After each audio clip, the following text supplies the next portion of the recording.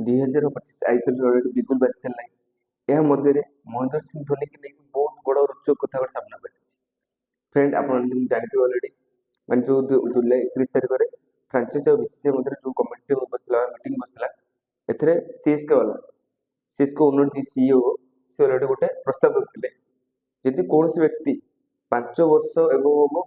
कौन international cricket खेली नहीं तो अनक्लेम्ड प्लेयर रिटेंशन करने अनुमति दि जाऊ यह लेकिन सनराइज हैदराबाद कोलकाता बहुत लोग बहुत फ्रांचाइज अभियोग करते न करा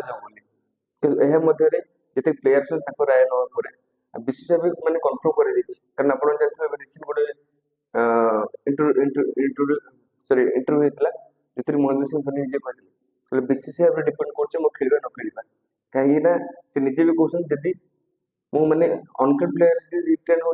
खेल चान्स अच्छे कारण मुझे चाहूनी मु ऑप्शन गोल्हे जब मो ऑप्शन गोल्हे मो वैल्यू हाई जो कि मोर जो परफॉर्मेंस मो फिटनेस लगी मत वैल्यू जीवाई चाहूँ सो से कन्फर्म हो रिसेंट अश्विनी रविचंद्र अश्विनी निजे गोटे ट्वीट कर महेंद्र सिंह धोनी 5 वर्ष है सी टोटाली कैरियर दूर अच्छा से डायरेक्ट महेंद्र सिंह टार्गेट कर डायरेक्ट 5 वर्ष है लास्ट 2019 इंटरनेशनल कैरियर जो सी 5 वर्ष हम 2024 पर्यटन से खेली तो से रोहित शर्मा तो अलरेडी खेलुले कि बीसीसीआई चाहूँगी रोहित शर्मा धोनी दिजन जाक आईपीएल खेलतु फ्रांचाइज तरफ संभावना बहुत अच्छी कौन Mahendra Singh Dhoni Chennai super king uncapped player retention हो पारती एमएस धोनी नेम ही क्या थाला फॉर ए रीजन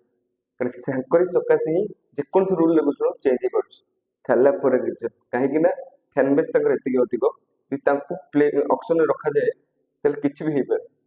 तो से देखो बीसीसीआई कौन निष्पत्ति नौचे फ्रांचाइज मैंने